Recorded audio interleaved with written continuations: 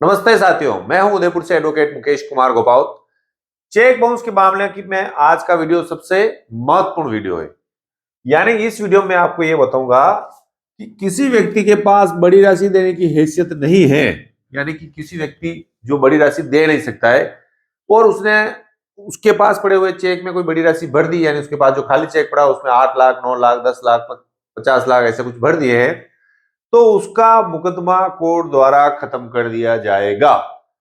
और ये कब खत्म किया जाएगा? जब ये आप साबित कर दोगे कि उसकी हैसियत बड़ी राशि देने की नहीं है। यानी कि जिस व्यक्ति की हैसियत बड़ी राशि देने की नहीं है, 10 लाख, 20 लाख, 30 लाख की, उसने कभी अपने जीवन में इतने पैसे नहीं देखे और वो लोगों को 10 लाख, 20 लाख या 2 लाख या 5 लाख रुपए दे रहा है, तो आप ये साबित कर दोगे कि भाई उसकी हैसियत ही नहीं है, तो उसका मुकदमा खत्म कर दिया जाएगा। यानी कि अभियुक्त की उसमें जीत होगी और परिवादी का मुकदमा हाथ से निकल जाएगा। ये बात मैं नहीं कह रहा हूं, ये कौन कह रहा है? माननीय हाई कोर्ट के लिए। किस मामले में कहा है? पुष्पा बनाम हनुमान राव 2020 में फर्स्ट वॉल्यूम में राजस्थान हाई कोर्ट का फैसला है। बुक का नाम है criminal law reporter, page number 468। ठीक है ना, यहां जाके आप देख सकते हो।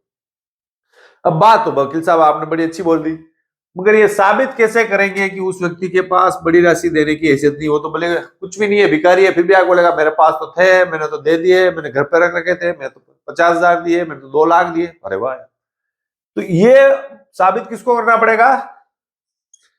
अभियुक्त को साबित करना पड़ेगा कि उसी की हैसियत नहीं है। यानी कि परिवादी ने तो कह दिया, वो बात सही है क्योंकि कानून परिवादी के पक्ष में है। आप रिबिटल में यह साबित करोगे कि उसकी हैसियत नहीं है।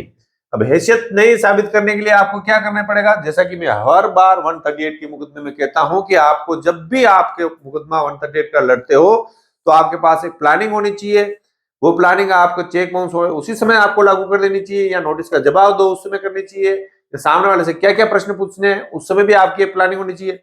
आपके पास कोई प्लानिंग नहीं है, बस जाके खड़े होना और जज साहब को बोलना कि साहब मेरा तो खाली चेक था, मेरा तो चेक गुम गया था, इसने गलत भर लिया। ये बातें चलने वाली नहीं है। आपको अपना मुकदमा साबित करना होगा। तो इसी कड़ी में मैं आपको बताता हूं कि आप आपका मुकदमा किस प्रकार से साबित करोगे। अपन देखते हैं, अपन जो जज है वो भी एक इंसान ही है ना। ऐसा है नहीं कि भाई अलग प्लेनेट से आए हुए हैं, कोई अलग ही आदमी है, वो तो ऐसा नहीं है। तो किसी भी इंसान के पास पैसा है या नहीं है, अपन कैसे पहचान करते हैं? उसकी रहन सहन से, उसके गाड़ी घोड़े से, उसके बैलेंस से, उसके मकान से, उसकी बातों से। यही सबसे अब अंदाज लगाते हैं कि भाई उसके पास कितना पैसा है, नहीं है। मोटा मोटा अंदाज तो लगा ही लेते हैं। कुछ विरले होते हैं जो फटे कपड़े में रहते हैं, वो करोड़पति होते हैं। अपने को तो कोर्ट के पास सामने ये साबित करना है कि उसके पास पैसा नहीं। ठीक है ना? तो इसके लिए क्या करना है? आपके पास एक मौका है। कब मौका है? जब परिवादी का क्रॉस होता है, क्रॉस एग्जामिनेशन, यानी कि उससे जीरो बोलते हैं, उस समय आपको कुछ विशेष प्रश्न उससे पूछने होते हैं। आपके वकील साहब को भी बताना है ये प्रश्न, या कोई एडवोकेट देख रहे हैं तो उनके लिए भी यह वीडियो बहुत ही महत्वपूर्ण है। उन प्रश्नों से आप उस व्यक्ति की हैसियत के बारे में उससे पूछ सकते हो कि भाई तेरे कितनी बार ऐसी देने की हैसियत है या नहीं। देखो, उससे एक जनरली प्रश्न, कई सारे प्रश्न आपके जो चेक के मुकदमा है उसमें आपको क्या क्या प्रश्न परिवादी से पूछना है, सारी आपके पास एक लिस्ट होनी चाहिए पहले से। पक्षकार और वकील साहब को मिलकर एक लिस्ट बना लेनी चाहिए थी। आपका कोई मुकदमा चल रहा है और आपने ऐसी कोई लिस्ट नहीं बनाई है, मेरे जो नंबर दिख रहे हैं सामने उस पर आप मुझसे आपके डॉक्यूमेंट भेजकर प्रश्न उत्तर बनवा सकते हो। तो सबसे पहले अपन बात करेंगे कि क्या आपके पास, उसको जीरो पूछेंगे। कोई गाड़ी है तो वो लगा कौन सी गाड़ी है, गाड़ी का नाम पूछिए, उसके नंबर पूछिए। फिर सेकंड प्रश्न उससे कीजिए, क्या ये गाड़ियां आपने लोन पे ली है? ठीक है, तो जनरली गाड़ियां लोन पर ही उठती है, तो वो बोलेगा हाँ मैंने लोन पे ली। बस इतना सा काम आपका। एक तरफ एक व्यक्ति 20 लाख या 10 लाख या 5 लाख रुपए बिना ब्याज के किसी दूसरे व्यक्ति को दे रहा है, तो दूसरी तरफ वो अपनी गाड़ी को लोन पे ले रहा है। यानी कि उसके पास अगर इतने सारे पैसे होते तो गाड़ी लोन पे क्यों लेता? अब ये आपको साबित करने के लिए क्या करना है? उसकी गाड़ी की जो नंबर प्लेट है उस पर नंबर देख के आप ऑनलाइन भी चेक कर सकते हो, आरटीओ से भी पता कर सकते हो उसने लोन ले रखा है नहीं ले रखा है। अगर वो झूठ बोलता है तो उसके विरुद्ध 340 सीआरपीसी भी आप कार्रवाई कर सकते हो, मगर उसके लिए आपको सबूत इकट्ठा करना पड़ेगा कि उसके लोन लिया है नहीं है। जनरली जो परिवादी होता है उससे आप प्रश्न पूछते हो तो वो डर जाता है कि यार मैंने लोन ले रखा है, लोन नहीं लिया है बोलूंगा तो मैं फंस नहीं जाऊं, इसलिए वो क्या बोलता है, कहां ले रखा है, अगर ले रखा होगा तो। तो यानी कि यह बात साबित ये करती है कि उसके पास पैसा देने के वो नहीं था, होता तो वो अपनी गाड़ी पे लोन नहीं लेता। फिर मान लो उसने कोई मकान बना रखा है, तो आप उसे पूछिए, पहले कुछ प्रश्न पूछिए, आपका मकान कहाँ है, ठीक है ना, कितने मकान है, फिर कब बनाया मकान, कि मैंने अब 2 साल बाद बनाया, 1 साल पहले बनाया, तो क्या आपने मकान पर कोई लोन लिया। तो जैसे वो लोन की कोई बात बोलता है, आप एक तरह से जुडिशियल अधिकारी के दिमाग में बात बैठा सकते हो, खुद लोन ले रहा है साहब, हमें क्या बिना पैसे देगा। तीसरी बात, उसके पर्सनल लोन के बारे में पूछ सकते हो, भाई आपने कोई पर्सनल लोन लिया या नहीं लिया। ये प्रश्न सीधे एक साथ नहीं पूछ रहे, क्रम वाइज प्रश्न के बीच में पूछने, ताकि सही स्थिति सामने आ सके। फिर बात होती है कि इनकम टैक्स में, कि जब आपने पैसा दिया, आप इनकम टैक्स कितने रुपए का देते हो, एक प्रश्न पूछ सकते हो। तो उसमें भी उसको उत्तर देना पड़ेगा कि मैं 5 लाख पे देता हूँ, 2 लाख पे देता हूँ, 1 लाख पे देता हूँ, कि मैं नहीं देता हूँ। उससे भी पता चलेगा कि भाई आदमी जो 10 लाख 20 लाख का चेक भरा, खुद इनकम टैक्स भी नहीं दे रहा है, इसका मतलब कहीं ना कहीं उसकी झूठ वो बोल रहा है। इसके साथ ही देखो, आप ये भी पूछ सकते हो उसके कि आपके बैंक बैलेंस में भी कितना पैसा पड़ा हुआ है। वो बोलेगा मेरे बैंक बैलेंस में 5,000 पड़े, 10,000 पड़े, इधर बोल रहा है इतनी बड़ी राशि। तो ये जो चीजें हैं, कहीं ना कहीं जब आप जोर लगाओगे तो परिवादी टूट जाएगा और बता देगा कि भाई उसके पास, उसने लोन ले रखा है या उसके पास इतने पैसे भी नहीं है।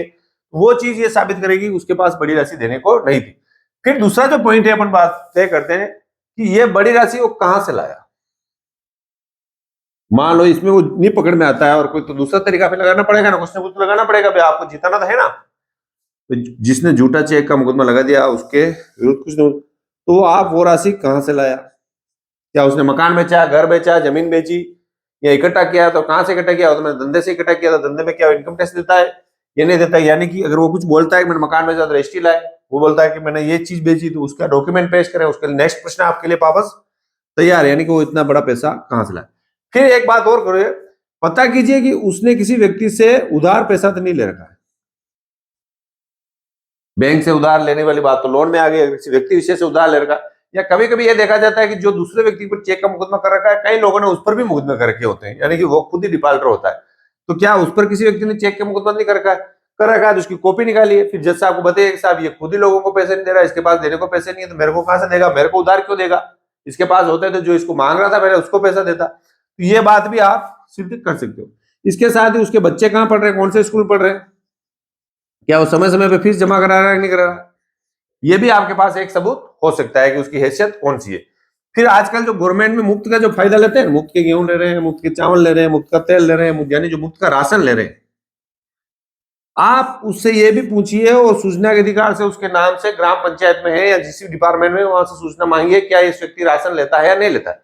अगर वो राशन लेता है और गरीबी रेखा से वो नीचे है, तो उसका सबूत आप निकालिए और उसको बताइए, देखिए आप गरीबी रेखा नीचे आते हैं, आप इतनी बड़ी राशि नहीं दे सकते। तो ये भी डॉक्यूमेंट आपके पक्ष में आएगा। और जब पक्ष में आया तो जो मैंने रूलिंग बताई थी, पुष्पा देवी वर्सेस हनुमान प्रसाद वाली 2020, तो उसमें राजस्थान हाईकोर्ट ने यह कहा कि अगर आप ये साबित कर देते हो कि बड़ी राशि देने का उस व्यक्ति के पास कोई सोर्स ही नहीं है, तो इसका मतलब है कि कहीं ना कहीं उसने चेक का दुरुपयोग किया, और वो बात आपके पक्ष में जाएगी और चेक का मुकदमा खारिज हो जाएगा। तो यानी कि जो चेक का मुकदमा, आपके चेक का किसी व्यक्ति ने दुरुपयोग कर लिया और बहुत बड़ी राशि भर दी है, तो सिर्फ आपको जाके बार बार जज साहब को ये बोलना कि साहब मेरा खाली चेक लिया, खाली चेक लिया, खाली लिया, ये गीत गाने से कुछ होने वाला नहीं है। पूरा मुकदमा आपको दिमाग से लड़ना पड़ेगा, आपको दिमाग लगाना पड़ेगा कहाँ गड़बड़ हुई है। आपके किसी भी चेक के मुकदमे में आपको कोई भी सलाह चाहिए या आप आपकी फाइल भेजना चाहते हो, मुझसे सलाह लेना चाहते हो, तो आपको क्या करना है, इस नंबर पर आपकी फाइल भेजकर आपको कोई भी गौशाला हो उसमें 500 रुपए की रसीद करवानी है और मुझे रसीद मुझे व्हाट्सएप करनी है। अगर गौशाला नहीं है तो 300 रुपए गूगल पे करके मुझसे सलाह ली जा सकती है। तो मैं हूं उदयपुर से एडवोकेट मुकेश कुमार गोपाल। वीडियो पसंद आए तो लाइक करें। Thank you.